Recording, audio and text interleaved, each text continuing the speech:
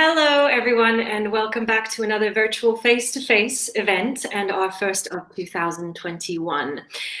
Today's event is titled Explore Your Success with the Arriaga Business Model, and it is my honor to introduce the man himself, Jesus Maria Ruiz de Arriaga. He is one of Spain's foremost commercial lawyers and definitely a force to be reckoned with, and the creator of this business model that has definitely, well, redefined success in the field of law. So without further ado, welcome. Thank you so much for being with us.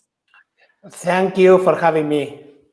So you were considered sort of almost like public enemy number one for the Spanish financial sector. You're one of Spain's most successful commercial lawyers and the founder and CEO of a law firm that has one of the highest turnovers in the country. This is an incredible achievement, but it's even more incredible if you think about how all of this was created in just over a decade.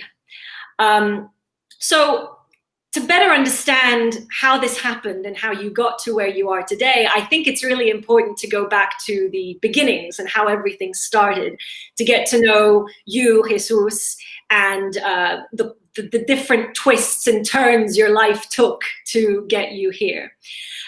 So let's start with a very open, maybe general question, but I think an important one. How did you come to study law? How did you come to be a lawyer? Okay, good question. Because it's something absolutely unexpected. I studied, my first university degree was business. In time, I studied marketing. In time, labor relationships. I was taking my PhD, but all of a sudden I decided to change my PhD for my degree in law. Why not? But I knew that I wouldn't be a lawyer because it's very difficult to be a lawyer that late without networking, without any experience. I finished my law degree when I was 49 years old. I registered as a lawyer in the Bar Association. Yes, that's all. And I thought this is the end of my story. But all of a sudden, I had invested a lot of money in real estate, above all in a multinational Spanish company. And wow, the financial crisis caused that the company went bankrupt, and I went bankrupt too, because I lost all my money, all my savings.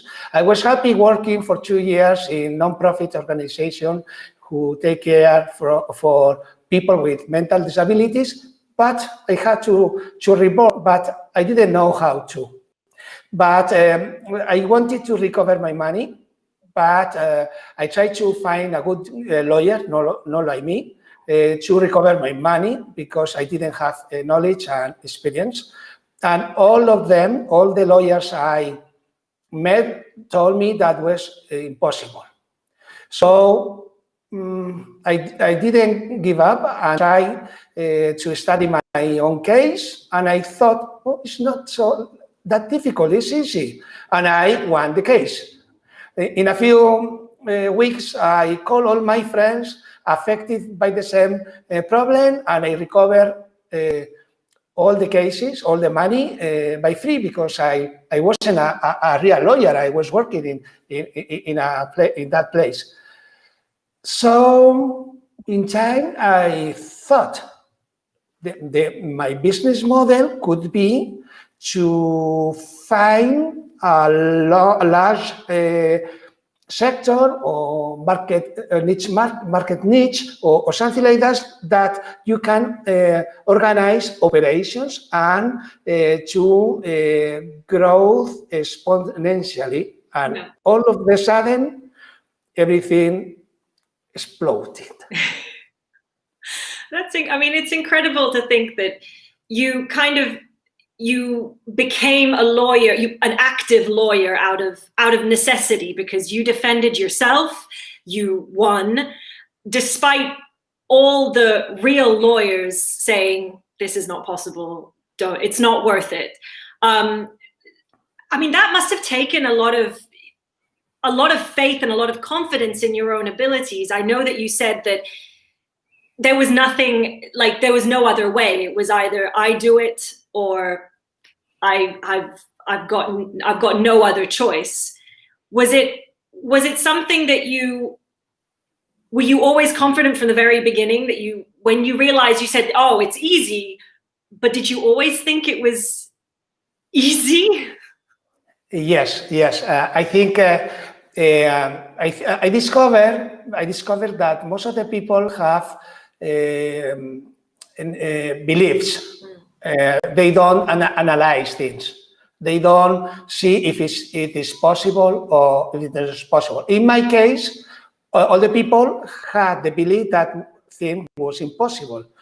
I didn't know it, but I started researching and I found the law, the jurisprudence, everything. The law, it was quite new at that time, but no one had studied. They didn't have experience, so people don't want to go out from their comfort zone. And for me, it's very easy. I'm an explorer. I saw how it is. So I'm very confident. And I've been an entrepreneur when I was a manager. Because it's always the same. Forget the noise. Don't pay attention to your competitors. Focus on your clients, on the needs. Because in our case, it was clear. If you are a normal person, you can afford to hire a lawyer because they are very expensive, they are very stand up, and they will charge their fees without any compromise. If you lose, if you win, we win. If you lose, you lose. Only you. Only you. And we thought it's easy to do something easy. Let's say we don't charge any fee if you don't recover the money. Only when you have your money in your bank, we will receive our money, not from you, from the bank. If you lose, I pay you costs. But it doesn't happen very often. No, I think it's 1% of the cases. So if we have to pay statistics, we pay. Okay, it's the price of the success. You are successful because you know from time to time you can lose. We can make a mistake, maybe a different judge, court, everything, or maybe yes, we can make a mistake. One of our goals is not making any mistakes. That's why we invested a lot in computing, in things like that, to make sure that we always do perfect according to our point of view, how to do a lawsuit or how to follow the case in court. You need to have everything tracked. You have to preview in advance what will happen without mistake, without errors. Mm-hmm. I mean, and that's quite tricky. I mean, I think it would be quite tricky in something like the law because it's, as you said, it's a very complex thing, but you make it sound so streamlined, so clear. And I think I was thinking as you were talking about how like the entrepreneurial spirit, you brought the entrepreneurial spirit to the law. I mean, by creating this business this way, it's different to your traditional law firm. Yes, everything was, but being a lawyer was the most difficult thing for me, according to the standards, because I finished my law when I was 49. I started a lawyer when I was 33, 7 years ago. What was my odds according to the rest of the people? Mm-hmm. 0. But I thought 100%. I would be successful 100%. Why? Because you have to think more. For example, in my case, even though law is very complicated, very complex, there are too many jurisprudence, law legends. No, for us, no, because we are experts in something, in a field very, very small, but with millions of clients. We have only in Spain now more than 8 million clients, potential clients. Is the potential of the market in some of our products. What I mean is we know the most in our fields because it's a wide field with a lot of cases. I don't know if you can understand me. Is when you are a specialist, nothing is complicated. That's true. Complex. That is very true. And you definitely, you kind of found, as I said, you found your niche out of need, and then it became so much bigger so quickly. But you said you started by helping out your friends that were in the same situation for free. How did you then kind of say, okay, I'm going to make this the business, like make this business plan and start charging people? I mean, charging people. I know you said you only, if you win, the clients win. If you get the banks to cover that. No, but my question is, how did you go from, starting from scratch to this momentum? Because it's very little time to have such huge success with a business model that is actually very new in that field. And maybe it's because it was so new that it was so successful, because it challenged everything. It challenged the tradition and the traditional way of thinking. Even we threaten. And threaten, absolutely. Yes, we are threatening the banks because they've lost with us 1.5 billion euros. The industry is astonished because what do? You do things that for centuries we haven't changed anything. Yeah. Yeah, and my take was, I don't know. It's like maybe they are seeing phantoms or souls. Why the market is waiting for you? There are millions of people who can afford a client. Maybe because I'm down to earth, I'm a humble person. I want to be. I try to understand how people consider that, and I discovered that yes, they have a bad image of lawyers. Lawyers is like the people who go to the cemetery for bad things, and we changed that. I thought it was very easy anytime. We try to be fresh, affordable, close. You can have a good lawyer for nothing, for free. So I didn't found any trouble because it was easy. People said, but you are threatening the system, the banks, the public administration, because we sue public administration. Are you sure you can face this kind of these big enemies? And I said, I don't know. For the moment, yes. So it's always that spirit of, I don't know, but I'm sure I have faith. I mean, I have faith. I know what I am capable of, and I believe it is possible. There is always a way. Yes, when I do something, I'm convinced I will get it. But for the moment, I don't know the way, but I will find it because I know it.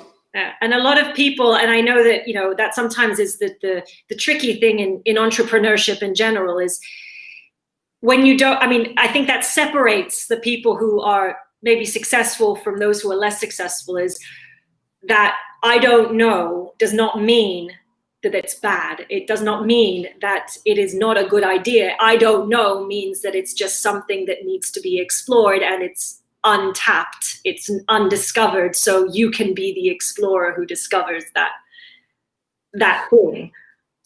You live in the present, and you don't see further. Sorry. If you see you are a soldier, just reacting to the orders and things like that, you don't have protection, because you depends on if you are lucky or not. In my case, I try to understand the future. What is important? I need to forget the things that are in the market, because it's like the theory of the Black Sea or the Blue Sea, not Black Ocean or Blue Ocean.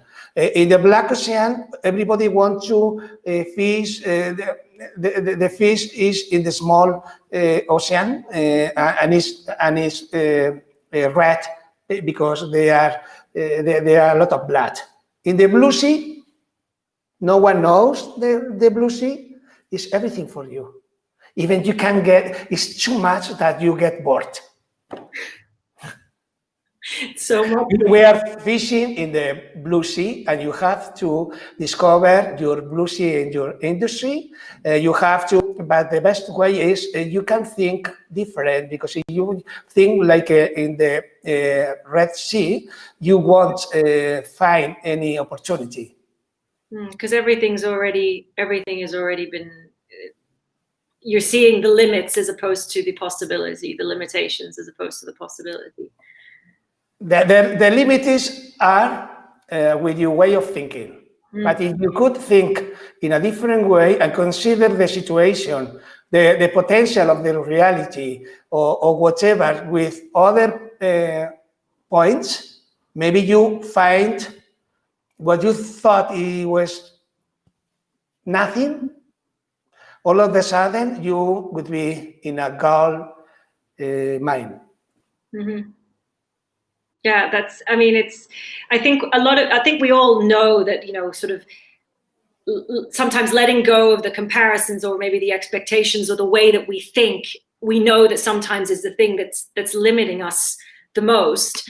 But sometimes it's hard to change that way of thinking, especially now when you have so many, even with social media, but we are so, we know that there's opportunities everywhere, but we are also so, what's the word? Well, we've got so many images and things that we compare ourselves to, or compare with, and say, oh, this has already been done. I have to change because I have to do something completely different. But maybe it's not how that you change the idea, but maybe how you do that idea and that thing differently.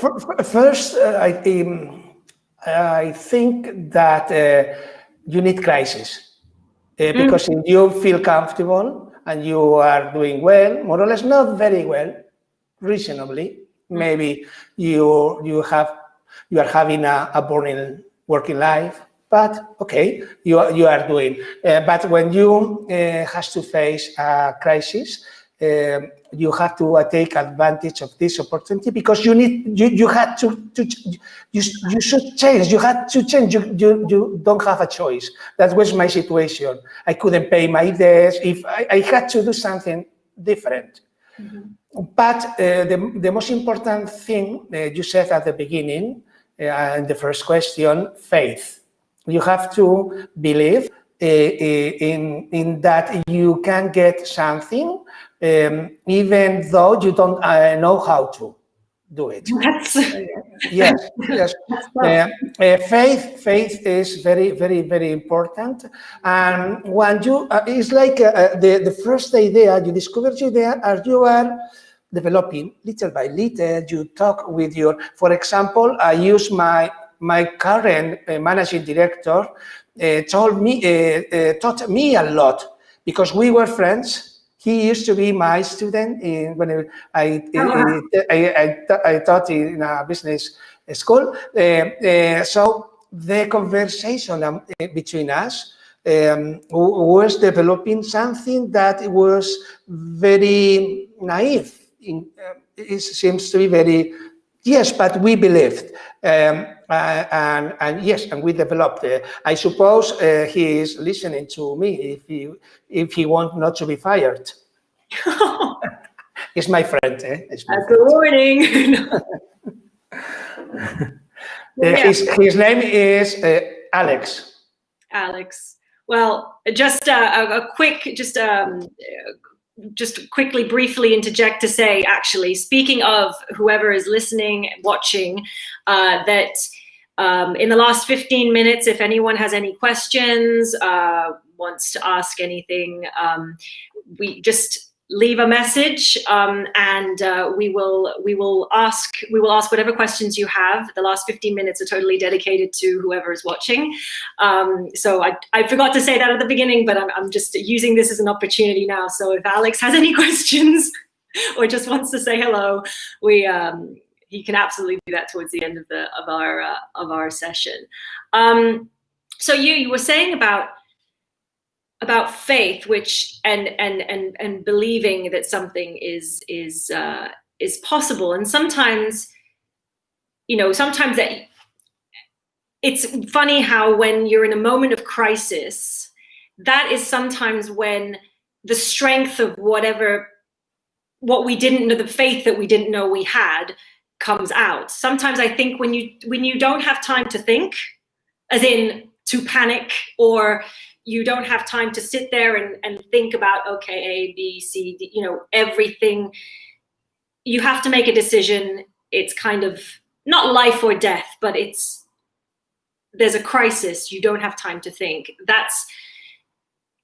I don't know if you say that's when maybe your faith in yourself comes out, but that's when you see whether you have, how much faith you have in your abilities, because I think some people under crisis not crumble, but they struggle, and other people really take advantage of that moment, which you did, which is exactly what you did, and you worked off that to create a law firm now that has multiple offices throughout Spain and has an enormous turnover. And speaking of the law firm and the business model that you have developed, how does your firm work differently, like within the workings of your firm? How does that work differently to a traditional law firm where you have associates, where you have like partners? And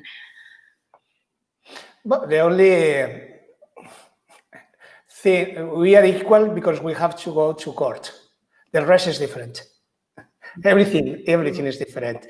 It's totally different.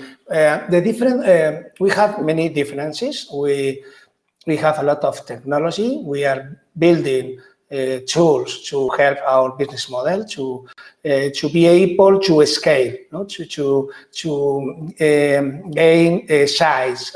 And we've done in just a few years without any help. Because Spanish banks are not willing to give us any euro. We don't have any. They don't lend us anything. Zero euros from the system, for the traditional system. But we have many differences. So we create all the operations from scratch. You have to be coherent with how's your business model. Your business model is different, and you have to think different from the rest of the business models. The traditional business model is a model. So, for example, we think we have to be near to the clients.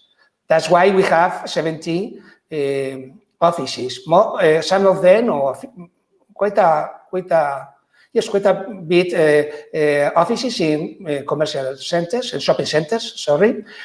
We are very active online. We receive millions and millions of visits every year. And yes, we invest in advertising. 1 year we invested almost 10 euros, just 1 year. So it's a huge investment. What is different? Operations. We don't have a lawyer for you. No, we participate the whole team in helping you. And we use all the operations, technology to make sure that you will win the case. Because if you lose the case, I lose too. I lose my reputation, our reputation, sorry, we lose our money because we have to afford your costs. In what way we are different? We don't try to enter in all the fields of the law. We want to be the best in something, the best, better than the best in the world, because we have a lot of experience, hundreds of thousands cases with all the information we receive. Knowledge management is a critical thing in our business, because you have to have everything under control and you have to learn of your activity. I don't know, it's very difficult because the only, yes, we have lawyers, but now we are working online and we can do very well as well. Despite, especially now during the pandemic, I'm assuming everything is still going full steam ahead. No, we are very flexible when we need to resolve a problem. For example, we can get finance help in other countries with. I suppose my team is really good. It's really good, and by encouraging them to. Encourage him, the team, to think more different, new ideas. You don't have to obsess in a road. There are many roads. Every road has a different, you will get a different place. Mm-hmm. Maybe, yes, and they are doing very well. We are winning the cases, we are having clients exponentially, we get the money we need, even the owners, me and my wife, have enough money for a living. Right, so you've kind of gotten to a point now where you are able to also enjoy, as we say, the fruits of your labor. You are allowed, you have the time to dedicate to the things that other things that you're also passionate about, like you are the consummate student in a way, because you are always studying. You've got numerous degrees and masters, and so this is allowing you to be able to dedicate your time to other things while running an incredibly, not just successful business, but a business that maintains the level that that level of quality that you set out? Yes, it's a difficult question, but I think it's an important question, because if I was mistaken, terrible. That's true. My hobby is studying. I'm taking my 14th master or postgrad. This is considered one of the most demanding in the world. Terrible.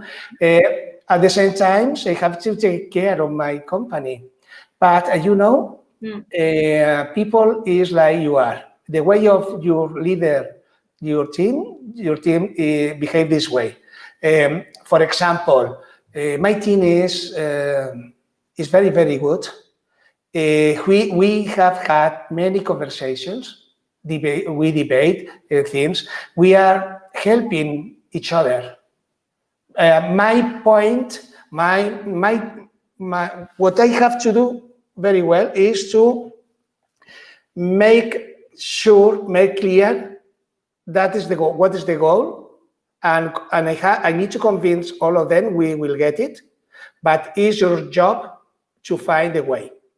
And when you find the way, you have to think, considering that you have taken this way. Don't imitate anyone. You have your own business. We've decided to take this path, this road, this way. So I think it's very important not to practice micromanagement. This is terrible. If we have someone like this, we try to avoid to have someone like this. Because people need to feel happy and proud about what they are doing. They are recover the money of people. They are like Robin Hood against the sheriff of Nottingham. So they feel, they believe, and the atmosphere is quite happy, not too happy. Is people, yes, we celebrate things. They have, for example, in the headquarters, they have in all stores a cafeteria where they can drink all the coffee for free, whatever, because we want them to have relationships amongst them in order to be part of the team, working together. You are willing to talk to someone who has had a debate about Real Madrid or Atletico Madrid football match. So you say it doesn't matter what they're talking about. The fact that there is a sense of team spirit and the willingness to discuss things, even in heated debate, is encouraged because it fosters a good environment. And something more. For example, you are my colleague.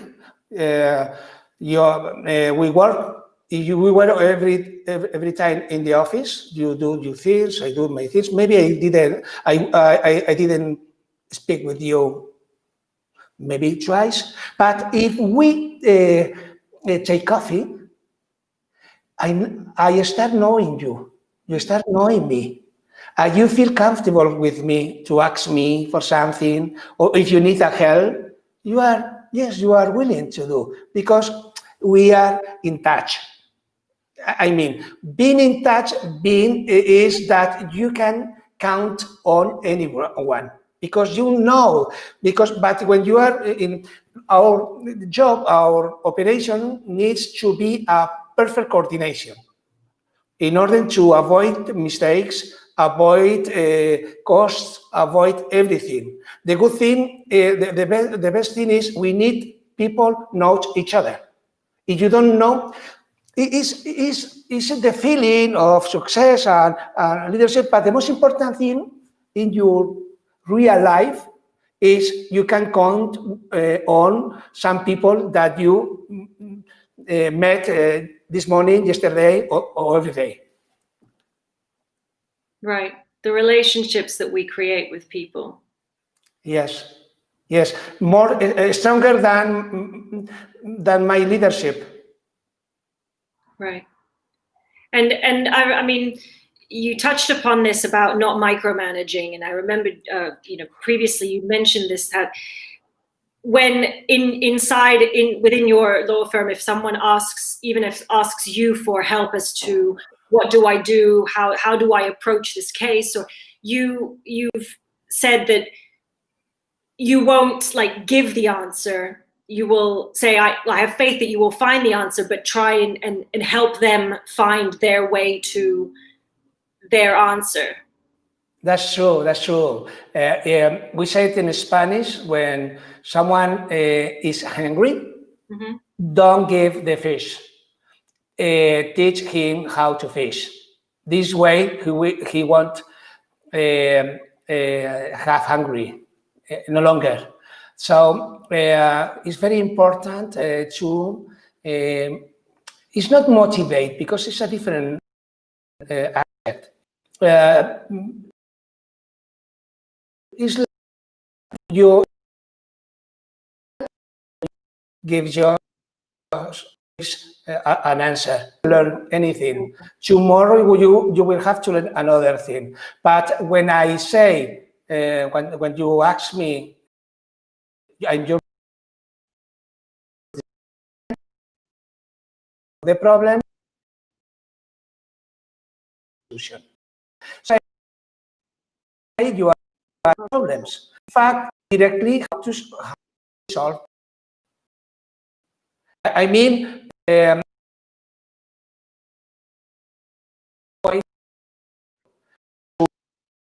be CEO because I don't work very much. Because they do everything. My board is marvelous. Marketing, commercial, finance, operations, the legal team, the research team. Because we have a lot of researchers. Their job is research more and more, just in case, and to feed the system with more knowledge. My team, everybody is perfect. The good thing for me is we are successful, but it doesn't cost me a life. I devote my time to my studies and to my wife. Okay, to my friends too. From time to time, I have a funny or a meeting talking in a not very structured. Maybe yes, by talking about things, and then we are learning. And instead, maybe sometimes we don't have a solution, but we've been discussing something.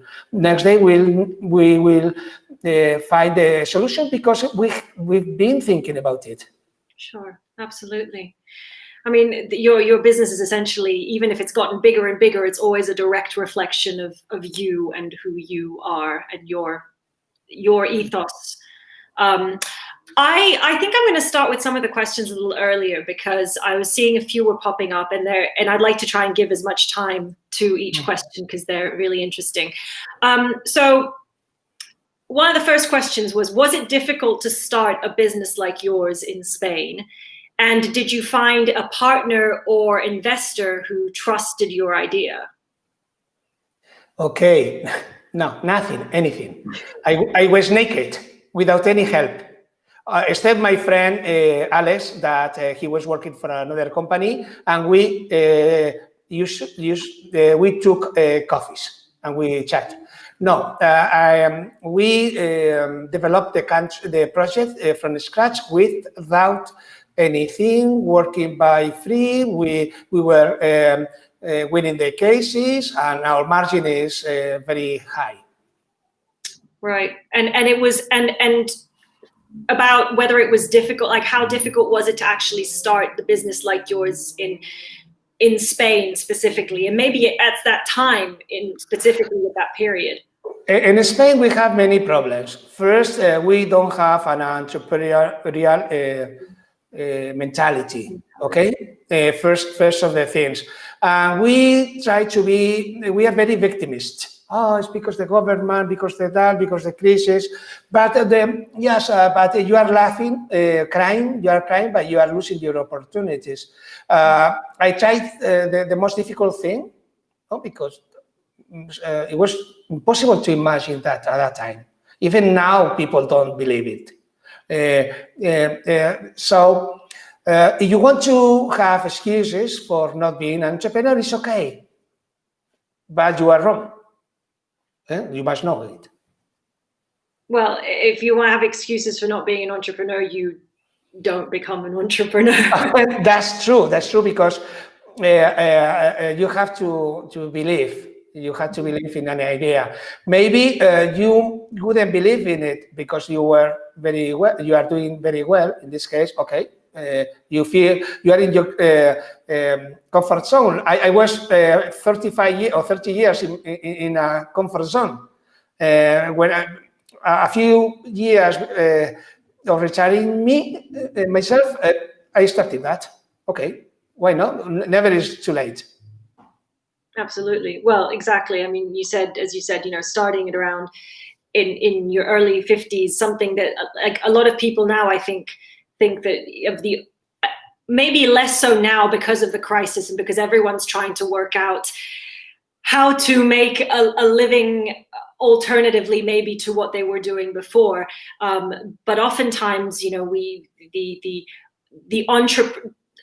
see a lot of entrepreneurs be really quite young, maybe now even more so because everyone's on, there's so many different ways to become an entrepreneur. But I think traditionally a lot of people think, oh, you know, when you're in your 50s, it's harder to become an entrepreneur. But actually, it's almost the other way around because you have the benefit of experience.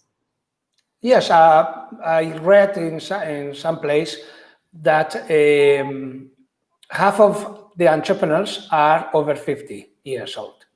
And I said, because the image I had of it was a young entrepreneur, they are very famous, but the thing is, this is kind of entrepreneurial people, but they are normal entrepreneurs. Imagine you've been an executive guy in a company, but for different reasons you have to, you are fired. You are, I don't know how do you say it in English, but yeah. So you're forced to retire early. Yeah. So you know, at the beginning it's a shock. It's a very painful situation. But eventually you start thinking, okay, what can I do? Like me, I study law. I have a problem. I take advantage of that. But another guy is thinking, I know a lot of clients on my ex-company. I know how to solve their problems better than my ex-former company. Sometimes, for example, it's a moment to pull from your networking. It's not my way, because I'm very shy for that. I never ask for a job for anything. It's difficult for me, but the thing is, it's an error. Yeah, I think the good thing is to take advantage of your networking. Maybe you could be the best for one company, or you. And I think in the future we will be freelancers. Why? Because the normal things would be done by robots or things like that, and you have to work by projects. So maybe you have a project here. You have a knowledge and experience. You know the problems, how to implement a program or how to do whatever, and you can do that. You don't need a job. You are a freelance. You do that here. You do well, maybe you find another one, even your client recommends you. This is a normal way of all entrepreneurs. You create your own network. And then that can be, I mean, obviously that you can do that. It doesn't matter what age you start. That is the rule for everyone. Mm-hmm. It's the same for everyone. Another question is, we touched upon this, but I think it's good to have a question that actually kind of puts it into a nutshell. What is the most important thing for a thriving business?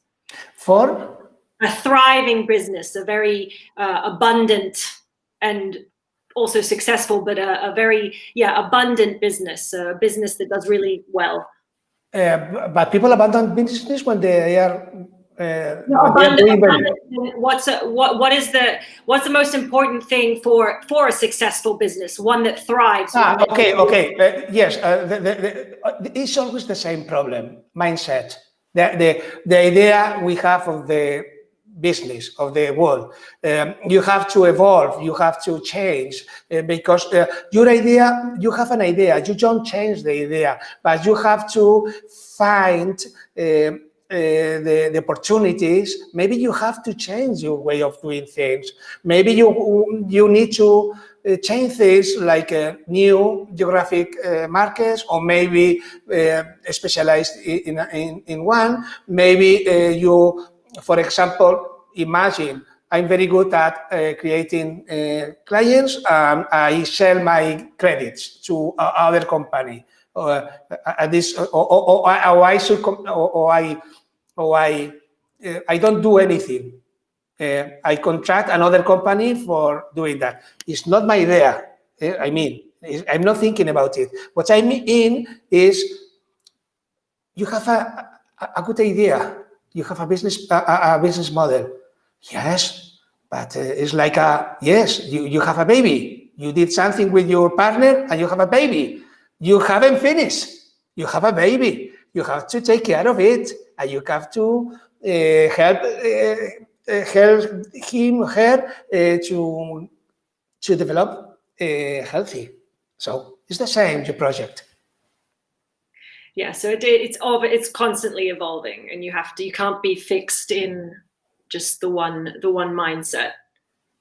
Yes, and the market now we are living times that everything changed very fast. Tesla is the richest man. No, Tesla no. Elon Musk is the richest man in the world. Look, he's doing very well in the car industry, but he didn't know anything about it. Yeah. I think when you have a business, you have to be explorer. You have to keep being explorer, because maybe you can see what do you want to do. Maybe you don't want to have more problems, and I would say if you are in a small business, you will have more problems when it's big. In my case, the bigger we are, the less I work, because I have a team. Yeah, but you've built it so that you can grow in a way that maintains the core essence of your company. Because as you said, sometimes some small businesses have problems when they grow because they're not able to maybe maintain that same quality, maintain the same whatever the core of the business is. They haven't been able to not keep it the same, but they haven't been able to make it evolve so that the business can become bigger, but still follow certain guidelines that are the same. Yes, like everything in life, like your children, no? You can lose things in the middle. I mean, it's like a project. You have to consider a project, not nothing, no something static. Same client, same product, saying that first, exponential mindset. There is a lot of money in the market waiting for you. You wish you can get it. Of course, it's difficult. It's like the snake. No, the snake, I think, change peers. I mean, they evolve. They have to change any time. For me, this is very easy. The most difficult thing is to work hard every day, long hours. Why did you do that if you are the owner or the manager or the CEO and you work? You open the company the first and you leave the company the last one. Why? I don't think that is not very exciting for me. I think, I mean, as you said, I think maybe it also depends on what is exciting for each person. Like if you are the sort of entrepreneur that wants to be the first one in, be the last one out, I don't know what the end goal is for each person, but I suppose it's also really important to be very clear about. I don't know if this is a bit insane. Yeah. Yeah. No, because apparently you're right. Okay. But you have many people who can do that, but no one can do what you don't do. I mean, if I were a lawyer, if we were working there, I will be a good employee. But they need a leader, a visionary, new business opportunities. Why? How? That means you need freedom. You don't be tied to work. You have to have freedom. You need to take a rest every day and wake up relaxed. Absolutely. Well, yeah, of course. I think at the end of the day, that is what people. What is it? You work. You sort of don't live to work. You work to live, to be able to enjoy life. And I think sometimes we get caught up in the very small things that stop us from seeing that goal. Because as you said, it's not about, you look to the future with a goal, or maybe something that you want to achieve, but you don't know how. You try and work towards it all the time, but sometimes you can get caught up in the little things that stop you from seeing that goal. And the fact of, I think at the end of the day, most everybody wants to be able to, doesn't want to be necessarily defined as a person by their job. Yes. They want to be free to do what, to also be able to explore what they want outside of that. And, if you're an entrepreneur, you're probably more lucky in that you're able to do something that you probably enjoy, you've chosen, and has not been imposed on you. But it's still obviously, If I thought the way of being successful was working hard, I suppose I would work hard. I worked hard. Why? But I think it's a stupid idea, frankly. Honestly, I have to recognize that success is based on doing the right things. It's not about doing something very, very, very, very well. It's about doing the right thing for all the company clients and the money invested there. So that means if you want to be an entrepreneur, a CEO, you have to consider that the way you are doing, you're not doing well. You do well, your products, everything, but you don't you don't have shares, or people don't accept the product, or maybe a competitor, because no one is thinking how to solve this problem. And maybe we have to do the same. It's like Einstein said, a madman, a crazy man, is someone who doing always the same thing, expect different results. We are crazy. Absolutely. Let's see. This is a different question that's a little bit more specific to the legal sector, from Alejandro. It says, what do you think is the trend in the legal sector now? Okay, it depends on your field. For example, if you are advice acquisitions, mergers, or if you are solving contracts with to build roads, reservoirs, is different. In my team, in my field, I think it's very, very important to improve your operations.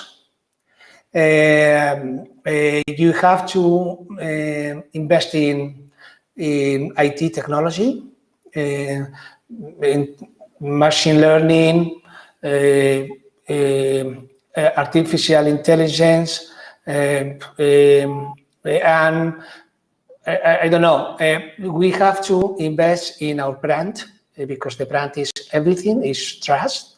We are very good at building trust. In all these markets, it's very important to build trust. If you don't you don't build trust, you won't have more clients. I think we are the best lawyers in our field. We are not very smart, very intelligent. Maybe we are normal people, but we have another business model, and we've built trust. We have a celebrity as image, Iker Casillas, that is terrible for the women because he's. I don't agree, but he's very attractive or something. Yes, but things like that, no? We are everywhere. We are on the bus, on, I don't know, in the street, online, television, radio, whatever. So becoming, I mean, have you, because of all this success, have you not found that maybe other law firms are trying to do the same thing that you are? Yes, and we are helping them very much. Yes. This is yes, and we organize even. For example, one of our competitors want us to have a meeting to debate about how to win some cases. For two reasons, I accept it. First, because if he loses in a place, we lose because maybe it's the same judge. Secondly, because we don't have really competitors. Our competitors are the market, where we have to wake up consumers. When they advertising themselves, we have more clients, and they are developing the market as well.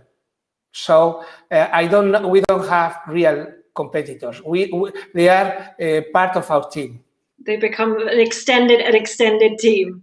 It's an extended team. They laugh when I say that, but you are part. We are the same. We need each other. Yeah. Have you noticed that, you said that, you are a threat to a lot of the financial institutions, the way that financial institutions do business, especially like banks. Have you noticed the banks and the people that the entities that you have gone up against, have you noticed that they started to change the way that they do things because? Yes.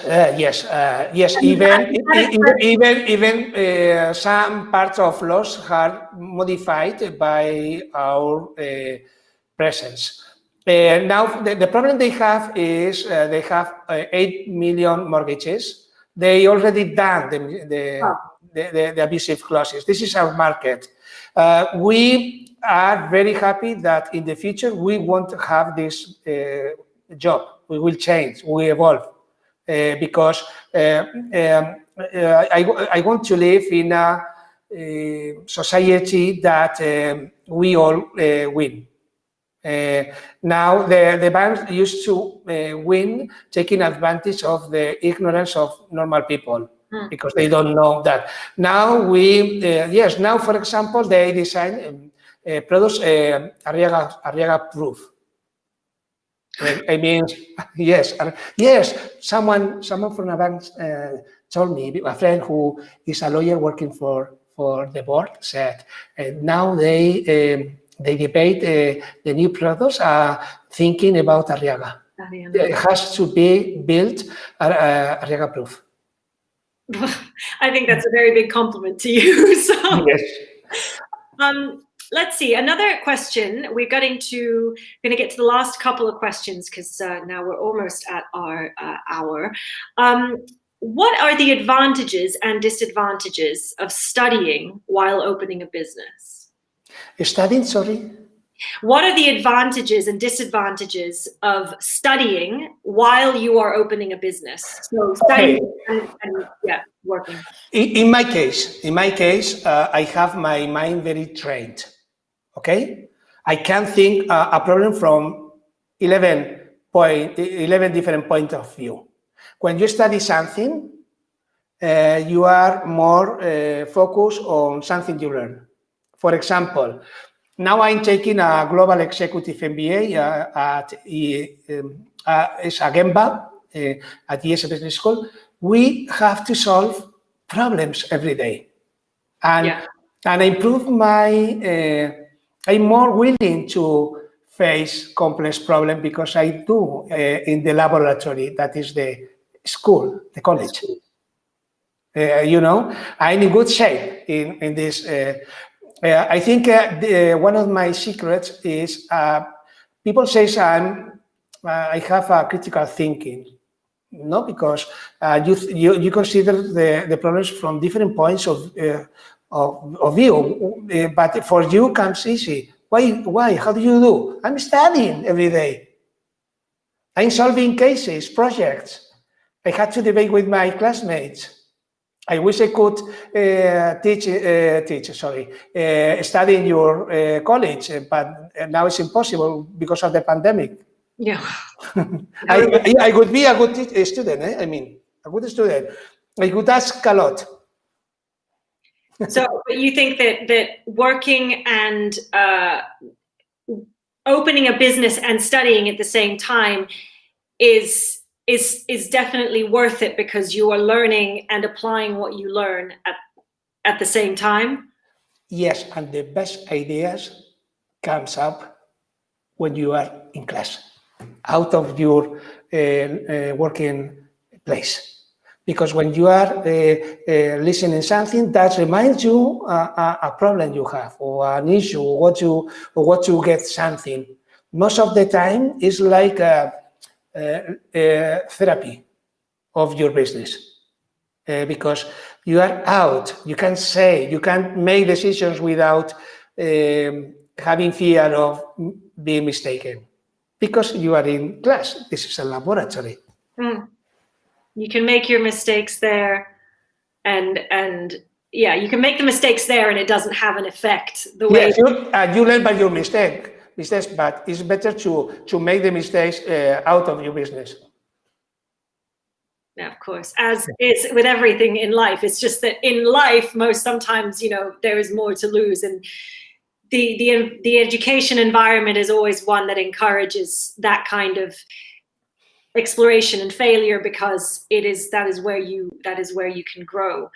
Our last question, and I was trying to make sure that I had understood the question specifically, is, so do you need to be an entrepreneur, or do you have to train yourself before to be like?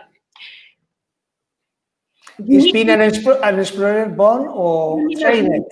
Sorry? I'm reading, is being an explorer born or trained? Yeah. So is being, well, are you born an explorer, or can you be trained to be an explorer? I think both. I think I'm very bad for music. If I trained long hours, I wouldn't be a good music. But you don't need the best music.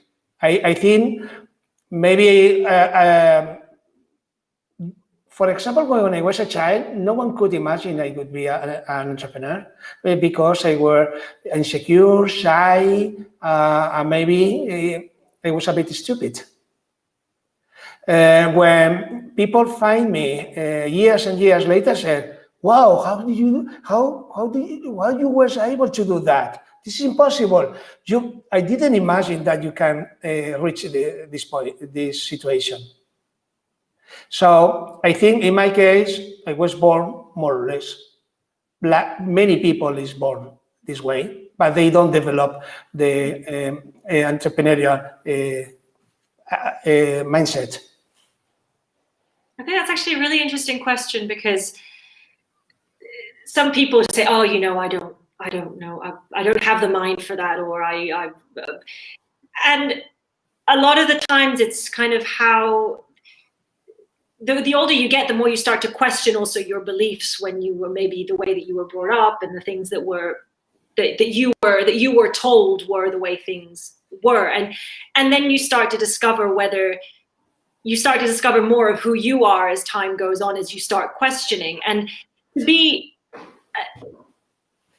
I think that to be like, you can maybe train, as you said, you can train to be like a musician, but sometimes there's something that's just innate in you, that's part of who you are. But sometimes people don't think that they have that until they go and. This is very important question. Let me to plug, because it's almost finished. The battery is finished. Sorry. That's all right. We're almost last few minutes.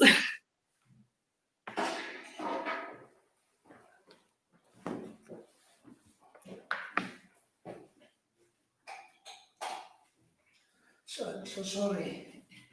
No, that's fine. I so sorry. Sorry, because I thought it was 100% charged Okay, Yeah. this question for me is one of the most important thing and the most difficult to explain. I think people think that being an entrepreneur or being successful in anything is about something is happening out of you, after you. You think, but for example, in my case, I develop my skills as an entrepreneur or as a businessman, meditating, having relax, to have your mind fresh, opened. For example, if you meditate, you are more open-minded. If you are not open-minded, you can be an entrepreneur. First point. Second, you have to build your beliefs. There's no better way to build your beliefs than imagine that you are successful in that. And if you are relaxed or like meditating or walking, thinking about how to be successful, not how to have problems or how to solve problems. No, first you have to visualize the point you want to get. Then you will solve the problems, but it's later.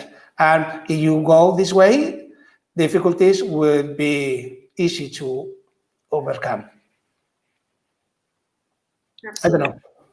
Yeah, well, I mean, that is, I mean, as you said, it's probably one of the most important things. And I think on that note, which I think is incredibly deep and incredibly true, I think not just of an entrepreneur, but in life in general. It's the same. It is exactly the same. Yes. I think that on that note, I'm seeing the time. It is we're now maybe about 5 minutes over from when we started. I think we are going to come to a close to this incredible conversation that we've had. I mean, I think we could have. I mean, there are still some questions coming in, but we could have gone on for much longer. Jesus, thank you so much for your time. It was an absolute pleasure, and I found it really not just insightful, but inspiring, and many lessons that can be applied to, that are applied to entrepreneurship, can be applied to life. On life. Mm-hmm. Exactly. Thank you so much again, and to everyone.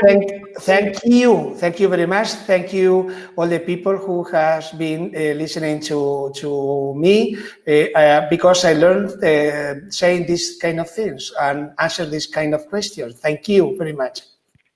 Thanks again, and thank you again to everyone who's watching and people who sent in their questions. My apologies if I didn't get to absolutely everyone. I maybe should have started a little earlier because everyone is really incredibly interesting. I think on some notes we touched upon some things, but maybe there'll be another time. There'll be another.